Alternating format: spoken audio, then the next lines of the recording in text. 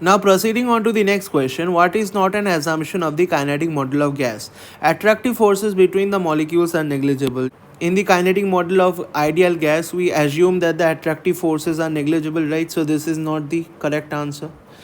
Collision duration is negligible compared with the time between collisions. This is also not the right answer. Why? Because we neglect the collision duration. Okay. Now coming to the third option, molecules suffer negligible momentum change during wall collisions. This is not true. Why this is not true? Because the molecules do suffer momentum change. Okay, so this is the correct answer. We know that molecules suffer change in the momentum during wall collisions. Why does this happen? Let's just take a case. Suppose this is the wall, right? Now a molecule is coming, suppose in this direction. Okay, it's coming in this direction with the speed u. Okay, now what will happen after when it comes? This will so now what will happen when the molecule will come in contact with the wall? It will collide with the wall, right?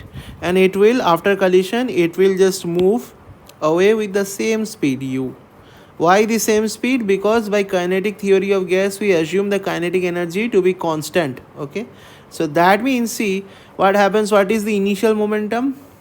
Initial momentum is mass into u, that is m into v. In which direction? Towards the east, right? Towards the east. And what is the final momentum? Final momentum is also m into u, right? M into u, towards the west, right? Now it's moving towards the west. So what is the change in momentum? Delta p. Delta p is equal to change in momentum, which is final minus initial. So over here, if we calculate, what will be this? Pf will be mu towards the west. Okay, and initial momentum pi would be equal to mu towards the east, right? Now east can be written as negative of west, right, from our vectors video. So negative and negative becomes positive, so this becomes mu over the west. So this becomes 2 mu towards the west. So that means the change in the momentum is 2 mu towards the west. So that means there is a significant change in the momentum, but the kinetic energy remains constant.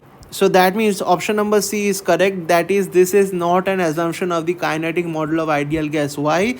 Because molecules do suffer momentum change during wall collisions. So over here we have been given that the density of the substance in liquid divided by the density of the substance in gas is how much? This is equal to your 1000, right? So that means from here I can write that the volume, so from here I can write that the volume of the molecule, the volume of the molecule in gas divided by the volume of the molecule in liquid, this ratio is equal to your rho of liquid divided by rho of gas, right? So which is in turn given to be how much? 1000, right? So that means the volume of molecule of gas divided by the volume of molecule of liquid, this is given to be how much? 1000, right? So from here I can write that the volume of gas, so this is equal to your 1000 times volume of liquid molecule. Okay, so these are molecules, I'm writing this for molecules, volume of liquid molecule, right? So what is the volume of the gas molecule? What is so the molecules are considered to be spheres, right? And over here, suppose this is the gas molecule, the radius of the sphere is r. So what is the volume of this molecule of gas? 4/3 pi into r1 cube. Okay, so this is equal to 1000 times the volume of the liquid molecule. The liquid molecule is also considered to be a sphere, right? And suppose the volume of the sphere is, suppose the radius of the sphere is R2. So the volume of the liquid molecule is 4 by 3 pi into R2 cube, right? So from here I can write that R1 cube, so this is equal to your 1000 times of R2 cube. So that means the radius of the molecule in gas, that is R1, so this is equal to your 10 times of radius of the molecule in liquid. So from here, if I just multiply both sides with 2, so 2 times of R1, so this will be equal to your 10 into 2 times of R2. Okay, so what is 2 times of R1? The diameter of the gas molecule, right? So what is 2 times of R2? The diameter of the water molecule, right? So 10 times of, now, and the diameter of the water molecule is given to be D, right? So that means the diameter of the gas molecule D1 is equal to 10 times of D. Okay, now what is the average distance between the two molecules? This is the diameter, right? That is the diameter, right? Why? Because see, these are two molecules. Okay, so this molecule has a radius R, gas molecule this, so these two are the two gas molecules. Okay, this gas molecule has a radius R, again this gas molecule has a radius R, right? So that means what is the distance between the two gas molecules? 2r, right? So which is equal to your diameter. So that means the average distance between the two gas molecules will be equal to its diameter, okay, which is equal to 10 times of small d. Okay, so that means the correct option is option number B. I hope you got the. Now proceeding on to the next question. Two containers X and Y are maintained at the same temperature, right? So suppose I have two containers, okay? So this container is container X and I have another container. This container is your container Y. The X has a volume of 4 meter cube, okay? So the volume of X is how much? 4 meter cube. And Y has a volume of, okay, so the volume of Y is how much? 6 meter cube. Okay, they hold an ideal gas. Okay, so both of them are holding ideal gas. Okay, now they are saying the pressure in X is 100 pascal. Okay, so the pressure in X is how much? The pressure in X is how much? 100 pascal. And also they are given that the pressure in Y is 50 pascal. So that means the pressure in Y is how much? 50 pascal. So they both are joined by a tube. Okay, so this is the initial condition, initial. Okay, and finally what is finally happening? They are both joined by a tube. Okay, so that means suppose this is the container. Okay, so this is the tube, right? So they are both joined by the tube. Okay, and what is the final pressure in the container? So now we need to find out the final pressure. So what will be the final pressure? Okay, so that means I can say that the number of moles, suppose the number of moles in the first container be N1, okay, and the number of moles in the second container, that is container Y, is N2. Okay, so what will be the number of moles in the final container? N1 plus N2. Why? Because the number of moles does not change. Why? Because we are not adding gas into the system. So that means the number of moles will not change. So first of all, let us calculate the number of moles in X. Okay, in X and Y are also kept at the same temperature T, right? So that means for the first container, that is container X, I can write that P1 V1 is equal to N1 RT, right? So that means the number of moles N1 becomes how much? P1 V1 by RT. Now, okay, so what is P1 V1? P1 is 100, right? 100 pascals. V is how much? 4 meter cube divided by R into T. Okay, so that means N1 becomes how much? 400 RT. So if I just rub this, I can write this as 400 divided by RT. Okay, and for the second container, what is N2? Number of moles in the second container, it will be again P2 V2 divided by R into T, right? So N2 would be equal to how much is pressure? Pressure is 50, right? 50. What is volume? 6, right? R into T, right? The temperature is same, that is T. So that means N2 is how much? 300 divided by RT. Okay, now what is the number of moles in the final container? So the number of moles, that is N1 plus N2. in the final container. So this is again is equal to final pressure, final volume divided by R into T. Now see, as both of them are kept at same temperatures, after the mixing of the gas the temperatures would be same. Okay, so the final temperature would be T only. Now what is the final volume? Okay, so when I have connected containers X and Y, what will be the final volume? The final volume would be the volume of X plus the volume of Y, right? Why? Because they both are acting as the one container. Why? Because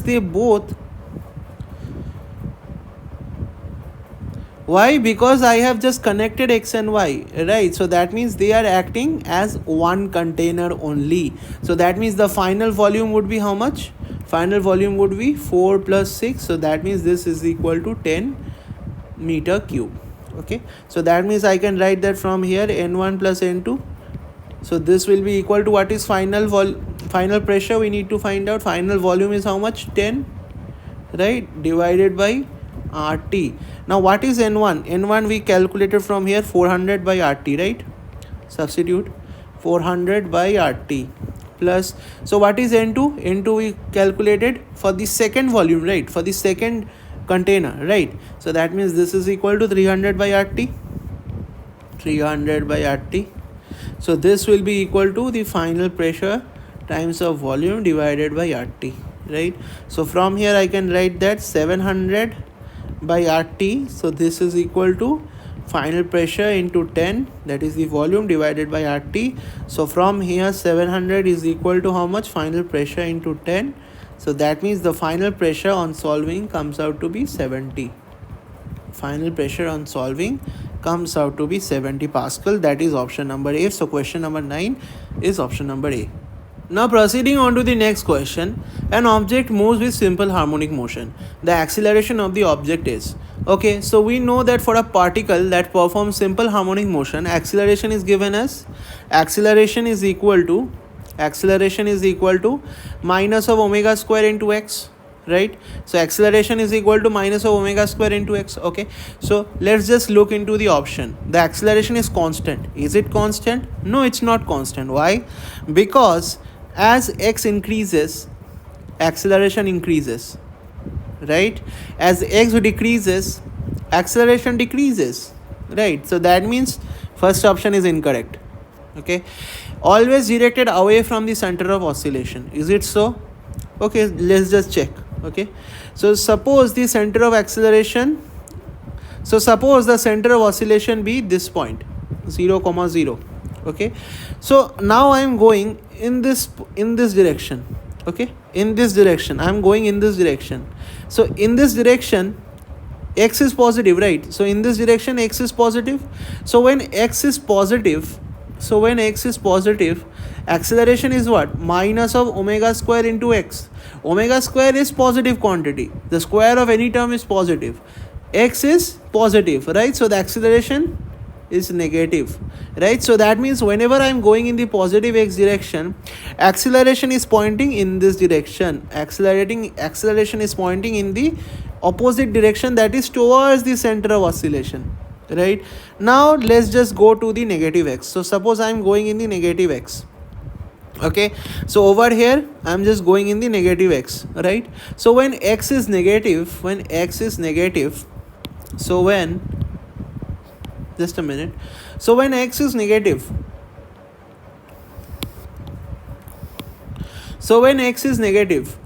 okay, what is acceleration? Again, acceleration is minus of omega square into x. The square of any term is positive, x is what? Negative, right?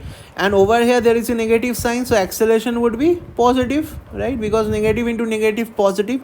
So whenever I am going in the negative x, acceleration is again pointing towards the center of oscillation, that is towards this point, right? So that means if I go in the plus x or if I go in the minus x, the acceleration vector is always pointing towards the center of oscillation. So that means it's always directed towards the center of oscillation, not away from the center of oscillation. So option B is incorrect. So the option C states that the acceleration of the object is maximum at the center of oscillation. Is it so? So see, this point is the center of oscillation, right? So this point is the center of oscillation. Okay, and what is the coordinate of this point? 0 comma 0, right? So put x equal to 0 in the equation, so that means omega square. In the place of x put 0, so that means at the center of oscillation acceleration is 0. Okay, so that means it's not maximum at the center of oscillation. Okay, maximum at the extremes of the oscillation. This option is correct. Why? Because acceleration is minus omega square x. Okay, now we want the magnitude of oscillation. Okay, so the magnitude, now we want the magnitude of acceleration. Magnitude of acceleration is omega square into x, right? So that means at the extremes of the oscillation x will be maximum, right? So that means for that a would be also maximum. So that means at the extremes of the oscillation, what will happen? The acceleration of the object will be maximum. So option D is the correct option. Proceeding on to the next question, a wavefront travels from air to the medium Q, right? So this is your air and this is your medium Q. Okay, so we need to find the refractive index of medium Q. Okay, first of all, to solve this kind of questions, trace out the path of light, right? So that means the light is traveling from this direction, and after being refracted it's traveling in this direction in medium Q. Okay, so now if I just draw this, so again this was in the air medium. Okay, and after that it got refracted and it made, so this angle is how much? 30 degrees. So that means this angle will be also 30 degrees. So right, so that means this angle is 30 degree, right? So that means we successfully traced out the path of light. The path of light, the light is actually going in this manner, then after being refracted is going at an angle 30 degree, right? So now the second thing you need to do is to drop a perpendicular, okay, to the surface. So this is the surface, right? So that means if I just draw a perpendicular to the surface, this will be the perpendicular, right? And you have to find the angles that the light is making with the perpendicular, right? So that means this angle is 45 degree. So and this is your perpendicular, right? So that means the light is making an angle, how much? This angle is 45 degree. Okay, again this is the perpendicular and this is the light, right? So that means this angle will be how much? 60 degree. The light is making with the perpendicular, right? So that means now if I just apply Snell's law, what is Snell's law? N1 sine theta 1 is equal to your N2 sine theta 2. Okay, so this theta 1 and theta 2 actually are the angles that are made by the light with the perpendicular. So for the first, this is how much? For the first medium, this is how much? 45 degree, right?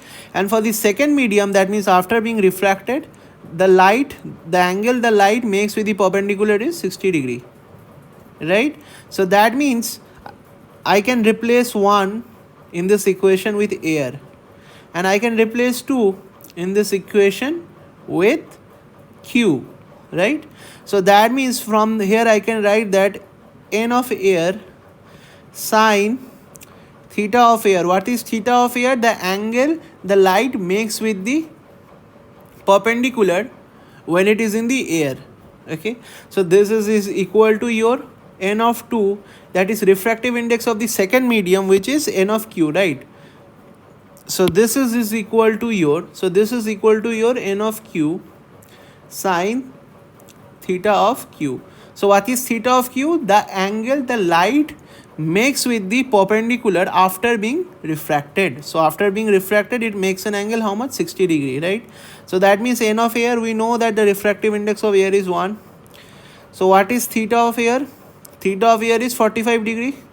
The angle that the light makes with the perpendicular in while it is in the air. Okay, so this is equal to N of Q, that is the refractive index of Q, sine theta of Q. Theta of Q is 60 degree, right? So that means the angle that the light makes with the perpendicular after being refracted is 60 degree, right? So from here I can find that N of Q, so this is equal to your sine 60 degree divided by how much? Sine 45 degree. So what is the correct answer? Correct answer is option number D. So that means the correct answer to the question number 12 is option number D. So I hope you got it.